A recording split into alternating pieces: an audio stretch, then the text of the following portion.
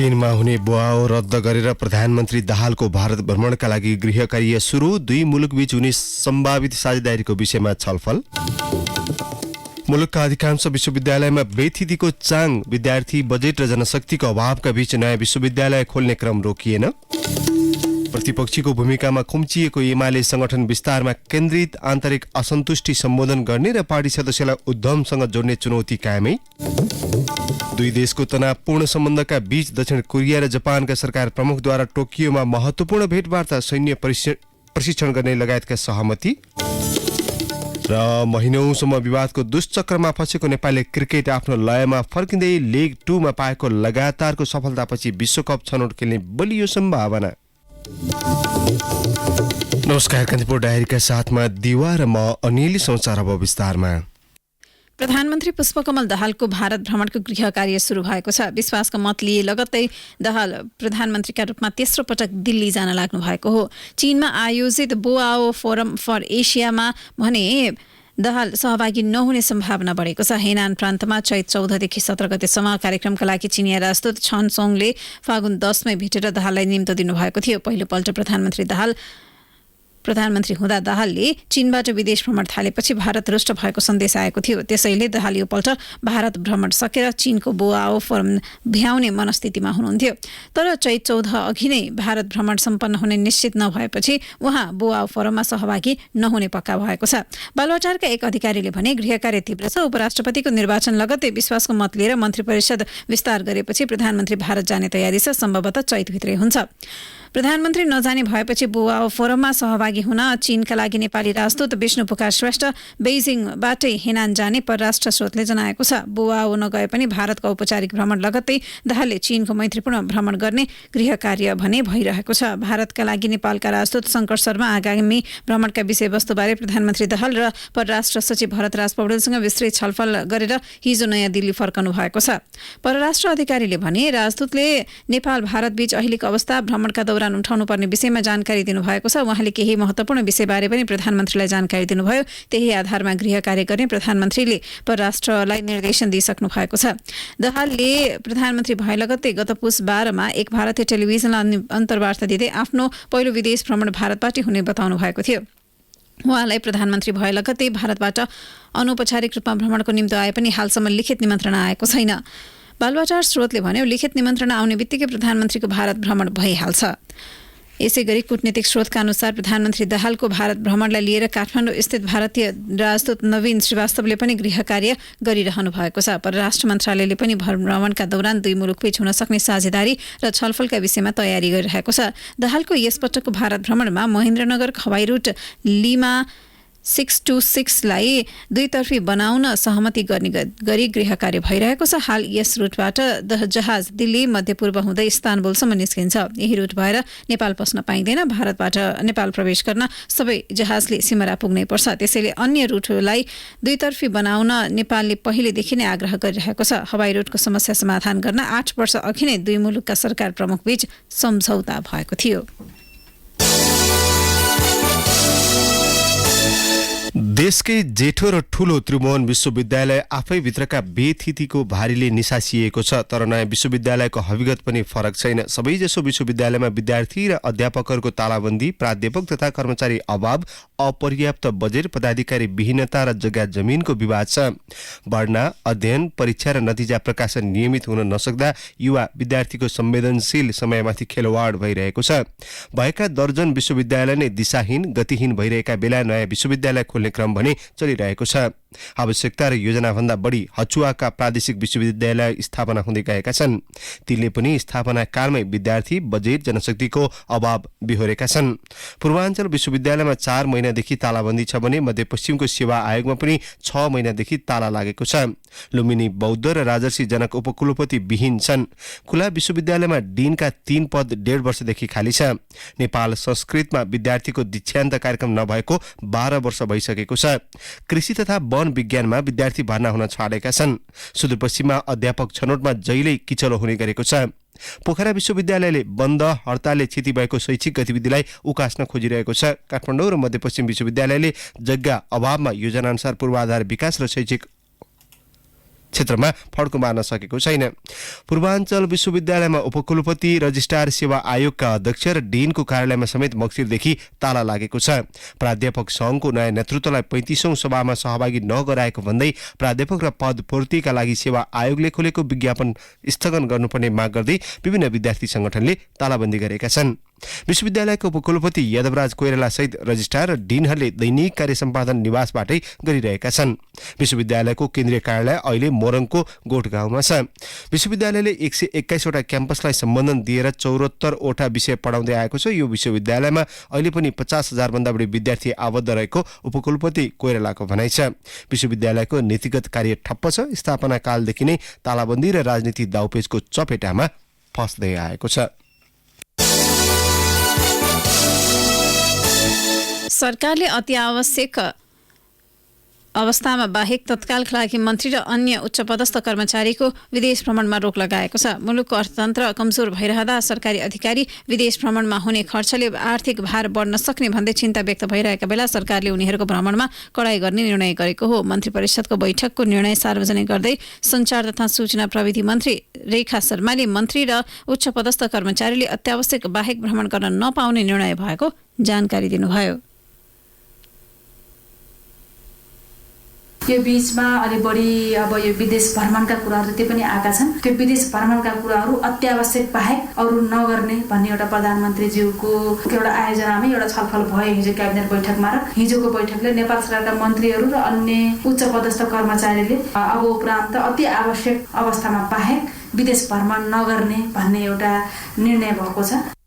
त्यस्तै मन्त्री परिषदले पूर्व मुख्य सचिव लीलामणि पौड्यालको संयोजकत्वमा गठित उच्चस्तरीय तलब सुविधा आयोगको प्रतिवेदन कार्यान्वयनका लागि काम अघि बढाउने निर्णय गरेको छ। त्यसका लागि प्रधानमन्त्री तथा मन्त्री परिषदको कार्यालयका सचिवको संयोजकत्वमा कार्यान्वयन सहजीकरण समिति गठन गर्ने निर्णय भएको मन्त्री शर्माले बताउनुभयो। पूर्व मुख्य सचिव श्री लीलामणि पौडेलको संयोजकत्वमा त्यो एउटा आयोग गठन भएको थियो। उच्च स्तरीय तलब सुविधा आयोग गठन भएको थियो र त्यो आयोगले प्रतिवेदन बुझाएको छ र त्यो प्रतिवेदन कार्यान्वयनको लागि प्रधानमन्त्रीको कार्यालयका सचिवको संयोजकत्वमा सहजीकरण समिति गठन गर्ने भन्ने निर्णय भएको छ। प्रधानमन्त्री कार्यालयका सामान्य प्रशासन हेर्ने सचिवको नेतृत्वमा त्यो सहजीकरण समिति गठन गर्ने भन्ने निर्णय हिजोको मन्त्री परिषदको बैठकले गरेको छ र त्यसलाई कार्यान्वयनको निम्ति त्यसले कार्यतालिका बनाएर सम्बन्धित मन्त्रालय निकायहरूमा त्यसले पठाउनेछ। सरकारले नेपाल र संयुक्त राज्य अमेरिका बीच अध्ययन भिजा शुल्कमा एकरूपता कायम गर्ने निर्णय पनि गरेको छ। यसैबीच सरकारले यति एयरलाइन्सको विमान दुर्घटना सम्बन्धी जाँच आयोगको म्याद 45 दिन थपेको छ। गत माघ 1 गते त्रिभुवन विमानस्थलबाट पोखराका लागि उडेको एयरलाइन्सको एटीआर विमान सेती नदीको खोजमा दुर्घटनाग्रस्त हुँदा 72 जनाले ज्यान गुमाएका थिए।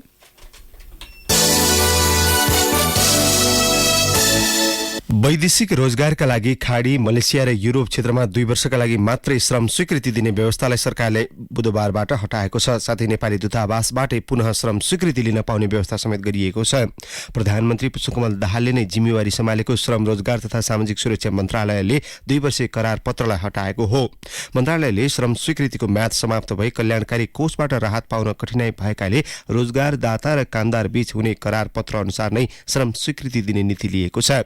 श्रम सचिव एकनारायण अर्यालले कान्तिपुरसँग भन्नुभयो, हामीले 2 वर्षीय करार पत्रका आधारमा श्रम स्वीकृति जारी गर्दै आएका थियौं। अब यो प्रावधान हटेको छ।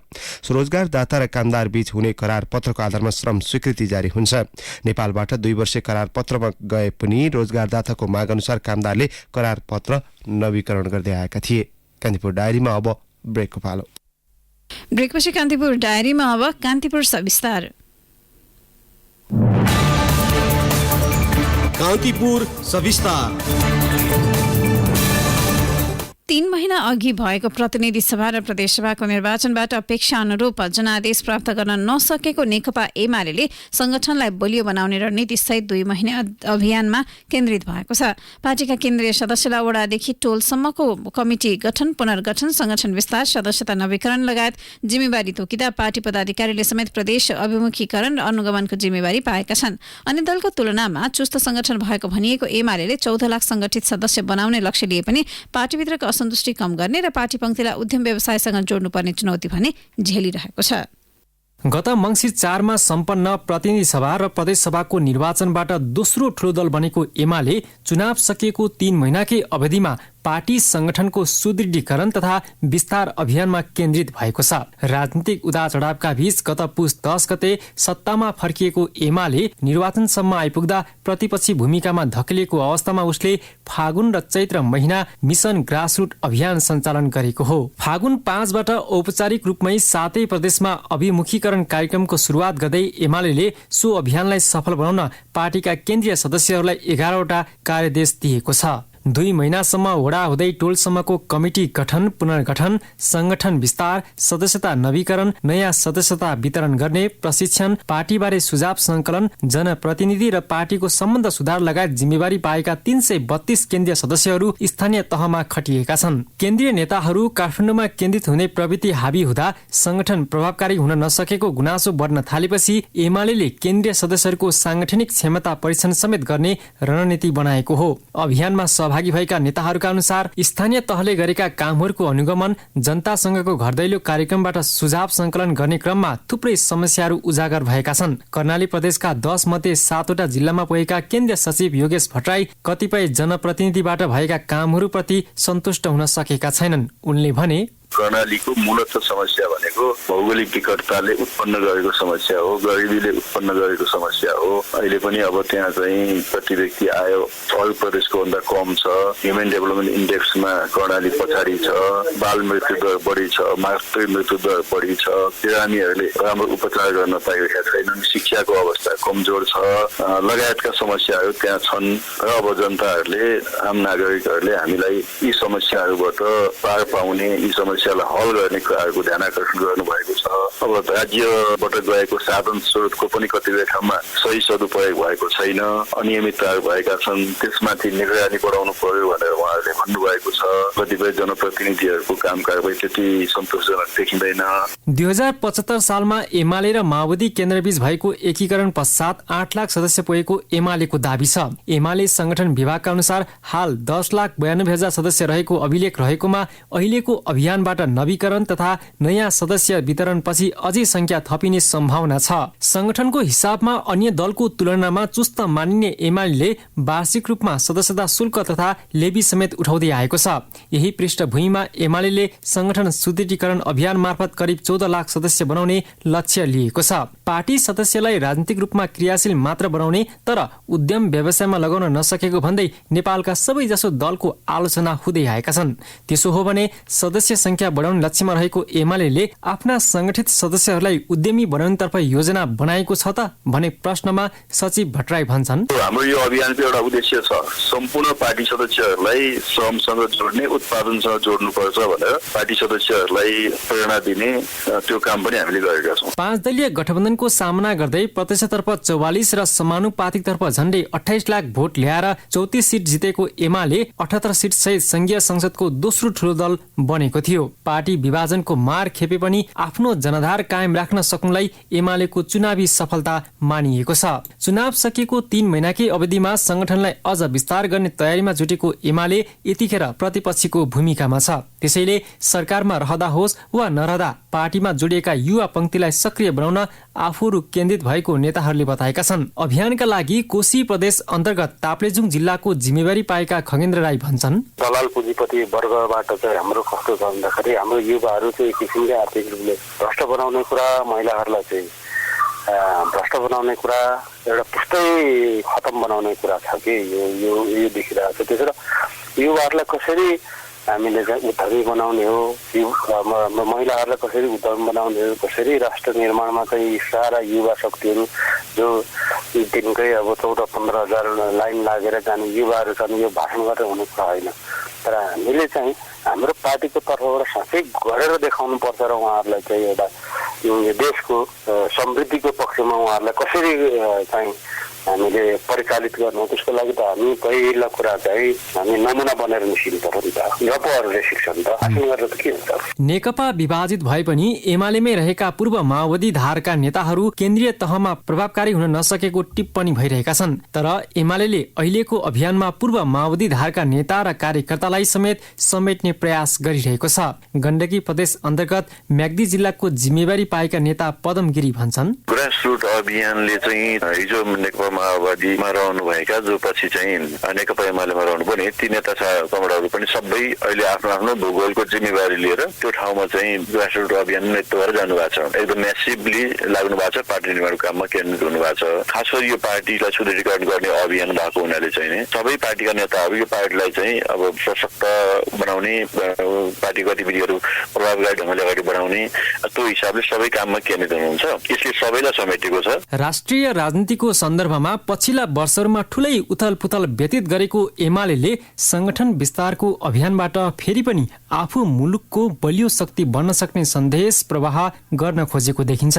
त्यसैले पार्टीभित्र असन्तुष्टि सम्बोधन गर्दै अघि बढ्नुपर्ने बाध्यताका माझ एमाले अहिले प्रतिपक्षी भूमिका निर्वाह गर्दै आफूलाई थप चुस्त र दुरस्त पार्टीको रूपमा उभिने चुनौतीको सामना गरिरहेको छ। रेडियो कान्तिपुरका लागि खिलनाथ ताजपुरिया। कान्तिपुर सविस्तार।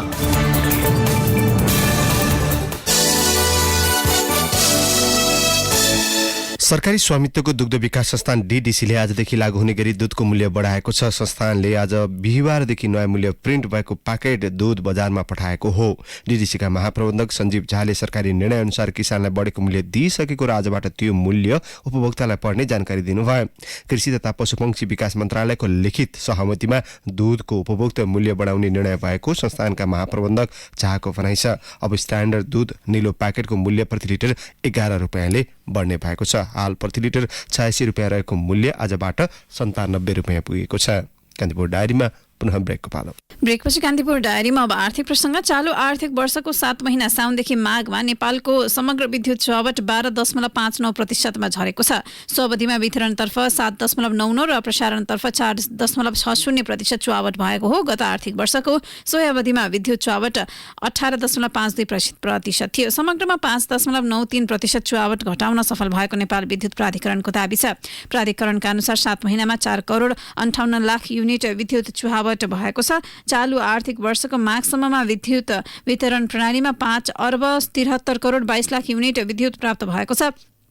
त्यसमध्ये 5 अर्ब 27 करोड 41 लाख युनिट बिक्री भएको हो। चुहावटको सबैभन्दा ठूलो हिस्सा वितरणतर्फ हुन्छ। प्राधिकरणले चालु आर्थिक वर्षमा समग्र प्रणालीको विद्युत चुहावटलाई 14% र वितरणतर्फ 8.5% झार्ने लक्ष्य राखेको थियो। प्राधिकरणका कार्यकारी निर्देशक कुलमान घिसिङले गर्मीमा तराई क्षेत्रमा केही मात्रामा चुहावट बढे पनि प्राविधिक र गैर प्राविधिक चुहावटका लागि चालिएका कदमलाई अझै प्रभावकारी बनाएर यस वर्षका लागि तोकिएको लक्ष्य भन्दा चुहावटलाई तल झार्ने गरी काम भइरहेको बताउनुभयो। प्राधिकरणका 7 प्रादेशिक कार्यालय र 2 प्रदेश डिभिजन कार्यालय मार्फतका वितरण केन्द्र मध्ये सबैभन्दा बढी विद्युत चुहावट रहेको मध्य प्रदेश प्रादेशिक कार्यालय जनकपुरको चुहावट माघसम्ममा 11.78%मा झरेको छ। निजी क्षेत्रको इन्टरनेट सेवा प्रदायक कम्पनी वर्ल्ड लिङ्कले जुम्लामा अप्टिकल फाइबर मार्फत उच्च गतिको इन्टरनेट सेवा विस्तार गरेको छ। हिजो आयोजित कार्यक्रममा कम्पनी प्रमुखहरूले जुम्लाको राजा सिम रोड स्थित शाखा उद्घाटन गरेका छन्। वर्ल्ड लिङ्कका संस्थापक एवं प्रबन्ध निर्देशक दिलीप अग्रवालले भन्नुभयो, यहाँ पहिले वायरलेसबाट इन्टरनेट ल्याएका थियौँ, अब फाइबर जोडेका छौँ। फाइबर जोड्न ब्रिटिस इन्टरनेसनल इन्भेस्टमेन्ट जस्ता संस्थाले सघाएका छन्। उहाँका अनुसार 15 करोड रुपियाँ लगानीमा सुर्खेत हुँदै जुम्लामा 24 कोरको अप्टिकल फाइबर बिछाइएको छ। वर्ल्ड लिङ्कका प्रबन्ध निर्देशक अग्रवालले कर्णाली प्रदेशभर फाइबर विस्तार गर्दै जाने बताउनु भयो। सन् 2019मा प्रत्यक्ष वैदेशिक लगानीका रूपमा वर्ल्ड लिङ्कले बेलायत सरकारमा तहतको BII-बाट 135 करोडको इक्विटी लगानी प्राप्त गरेको थियो। अब अन्तर्राष्ट्रिय प्रसङ्ग। 2 देशको तनावपूर्ण सम्बन्धका बीच दक्षिण कोरिया र जापान सरकार प्रमुखले टोकियोमा महत्त्वपूर्ण भेटवार्ता गरेका छन्। सन् 2011 पछि पहिलो पटक भएको भेटलाई चिसिएको सम्बन्धमा नयाँ आयामका रूपमा अर्थ लगाइएको छ। दक्षिण कोरियाका राष्ट्रपति युन सुक योलले 12 वर्षपछि टोकियोमा बैठक बस्ने वातावरण बनाउन सफल हुनुभएको हो। उत्तर पूर्वी एसियाको सुरक्षाका निम्ति दुई मुलुकको रणनीतिक सहकार्य आवश्यक रहेको राष्ट्रपति युनको भनाइ छ। दुई मुलुकबीच भएको बैठकले उत्तर कोरियाको बढ्दो खतराका कारण एक अर्कासँग गुप्तचर सूचना आदान प्रदान गर्नेदेखि सैन्य प्रशिक्षण गर्ने सहमति भएको छ। दोस्रो विश्वयुद्धसम्म जापानले शासन गरेको दक्षिण कोरियाका पीडितलाई क्षतिपूर्ति दिनुपर्ने दक्षिण कोरियाली मागका कारण सम्बन्धमा दरार आएको थियो। सोही इतिहासका कारण दुई मुलुकबीचको सम्बन्ध चिसो छ। दासत्व बापत क्षतिपूर्ति दिनुपर्ने माग दक्षिण कोरिया सरकारका राष्ट्रपतिले फिर्ता लिएपछि टोकियोले छलफलका लागि बोलाएको बीबीसीले उल्लेख गरेको छ। दक्षिण कोरियाले पीडितलाई सहयोगका लागि रकम सङ्कलन गर्ने योजना बनाएको हो। कान्तिपुर डायरीमा अब खेल प्रसङ्ग। नेपाल क्रिकेट सङ्घ क्यान भित्रको आन्तरिक विवाद, राष्ट्रिय क्रिकेट टोलीका खेलाडी बीचको टकराव, छोटो समयमै मुख्य प्रशिक्षक र कप्तान परिवर्तन तथा लगातारको असफल नतिजाका कारण धर्मराएको नेपाली क्रिकेट पछिल्लो समय पुनः लयमा फर्किएको छ। नेपाली क्रिकेटका लागि गत महिनासम्म स्थिति हरेक दृष्टिकोणले प्रतिकूल थियो। नेपालले एक दिवसीय अन्तर्राष्ट्रिय मान्यताको हैसियत जोगाउन सक्नेमा क्रिकेट प्रेमीले शंका गरेका थिए। तर एक महिनाको बीचमा नेपाली क्रिकेटको नतिजा फिरिएको मात्र छैन, विश्वकप चरण खेल्ने सम्भावना बलियो बनाएको छ। 4 साता अघिसम्म के नेपाली क्रिकेटले एक दिवसीय अन्तर्राष्ट्रिय मान्यता जोगाउन सक्ला भन्ने जिज्ञासा र आशंका मिश्रित प्रश्नको सामना गरिरहेको थियो। तर यही 4 साताभित्र नेपाली क्रिकेटले अपत्यारिलो नतिजा निकाल्दै एक दिवसीय मान्यता मात्रै कायम राखेन। आईसीसी विश्वकप लीग 2 को ग्लोबल छनौटमा शीर्ष 3 भित्र पर्दै सोझै विश्वकप छनौट हुने आधार बनाएको छ र त्यसका लागि एक मात्र जितको खोजीमा छ। फागुन 2 देखि 9 गतेसम्म घरेलु मैदानमा नामिबिया र स्कटल्याण्ड सम्मिलित आईसीसी विश्वकप लीग 2 श्रृंखलाको 7औं सिरिजमा नेपालले 100% नतिजा निकाल्यो। सो सिरिज अन्तर्गतका 4 खेल जित्दै नेपालले विश्वकप लीग 2 मा अहिलेसम्मकै उत्कृष्ट प्रदर्शन गर्यो। नेपालले लीग 2 को श्रृंखला क्लीन स्वीप गरेको यो पहिलो पटक हो। फागुन 2 मा नामिबियालाई 2 विकेटले हराउँदै नेपालले ऐतिहासिक जित मात्रै दर्ता गरेन, त्यसका साथै नेपालले 5 कीर्तिमान बनाए। ओडीआईमा नामिबियालाई हराउनु नै नेपालको पहिलो कीर्तिमान हो। यस्तै ओडीआई क्रिकेटमा नेपालले पूरा गरेको 287 रनको लक्ष्य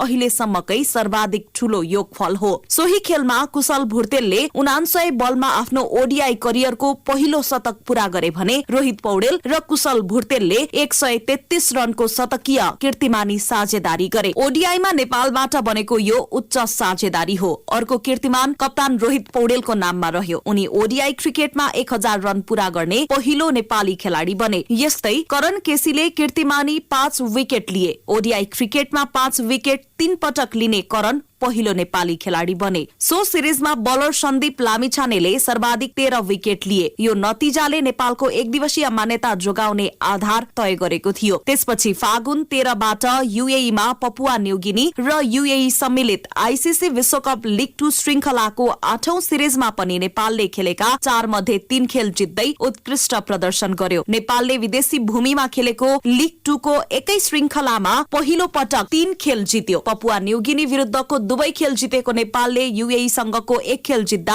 अर्कोमा हार बिहोर्यो। तर लीग 2 मा यूएई माथि नेपालले पहिलो जित भने निकाल्न सफल भयो। यूएई सिरिज अन्तर्गत पपुवा न्यूगिनी विरुद्ध नेपाल 4 विकेटले विजयी भयो। सो खेलमा ओपनर आसिफ शेख र कुशल भुर्तेलले पहिलो विकेटका लागि 4.5 ओभरमा 76 रनको साझेदारी गरे। सिरिज अन्तर्गत यूएई विरुद्धको एक खेलमा नेपाल 3 विकेटले विजयी भयो। नेपालको जितमा आसिफ शेखले 103 बलमा 2 चौका र 1 छक्का प्रहार गर्दै सर्वाधिक 86 रन जोडे। सो खेलमा आसिफ र सन्दीपले 77 रनको अभिजित साझेदारी गरे। ओडीआईमा यो नेपालबाट 8औं विकेटका लागि बनेको उच्च साझेदारी हो। नेपाल टी20 लीगका कारण उत्पन्न विवाद, म्याच तथा स्पट फिक्सिङका कारण खेलाडीमा देखिएको तनाव, टी20 मा खराब प्रदर्शन तथा क्रिकेट संघभित्रको विवादका कारण खेलाडीहरू मानसिक दबावमा थिए। त्यसैले नेपाली क्रिकेटले उत्कृष्ट प्रदर्शन गर्ने वा श्रृंखलाका सबै खेल जित्ने अपेक्षा कसैमा थिएन। यस्तोमा एक दिवसीय अन्तर्राष्ट्रिय मान्यता जोगाउने चुनौती थियो, तर 100% जित निकाल्दै नेपाली खेलाडीले लामो समयपछि ऐतिहासिक प्रदर्शन गर्दै क्रिकेट प्रेमी तथा समर्थकलाई उपहार दिए। फागुन 25 बाट घरेलु भूमिमा जारी पपुवा न्युगिनी र युएई सम्मिलित लीग 2 अन्तर्गतको 9औं तथा अन्तिम सिरिजमा पनि नेपालले आफ्नो लय कायम राखेको छ। जारी सिरिज अन्तर्गतका 4 मध्ये 3 खेल जितिसकेको छ। पपुवा न्युगिनीलाई पहिलो खेलमा 52 रनले हराएको नेपालले दोस्रो खेलमा युएईलाई 177 रनको फराकिलो अन्तरले पराजित गर्यो। यस्तै सोमबार पपुवा न्युगिनी विरुद्ध 9 विकेटको शानदार जित निकाल्दै नेपाल ग्लोबल छनौटको 1 कदम टाढा छ। नेपालले अब मात्र 1 खेल खेल्न बाँकी छ। त्यसैले बिहीबार युएई विरुद्धको खेल टोलीका लागि अग्नि परीक्षा हुनेछ। नेपालले सोमबार पपुवा न्युगिनी विरुद्ध 7.4 ओभरमा पूरा गरेको लक्ष्य ओडीआई इतिहासकै सर्वाधिक छिटो 5औं जित हुन पुग्यो। लीग 2 श्रृंखलाका पछिल्ला 3 सिरिज अन्तर्गतका 11 मध्ये 10 खेल खेलेर सन्दीपले सर्वाधिक 28 विकेट लिएका छन्। एक दिवसीय मान्यता जोगाउने सफलताको श्रेय भारतीय प्रशिक्षक मोन्टी देसाईले समेत पाएका छन्। विश्वकप लीग 2 श्रृंखलाको अन्तिम खेलमा घरेलु मैदान र दर्शकको साथ पाएको नेपालको मनोबल उच्च छ। घरेलु पिचको फाइदा उठाउन सके नेपाली क्रिकेटले इतिहास रच्नेछ। रेडियो कान्तिपुरका लागि पूजनी श्रेष्ठ।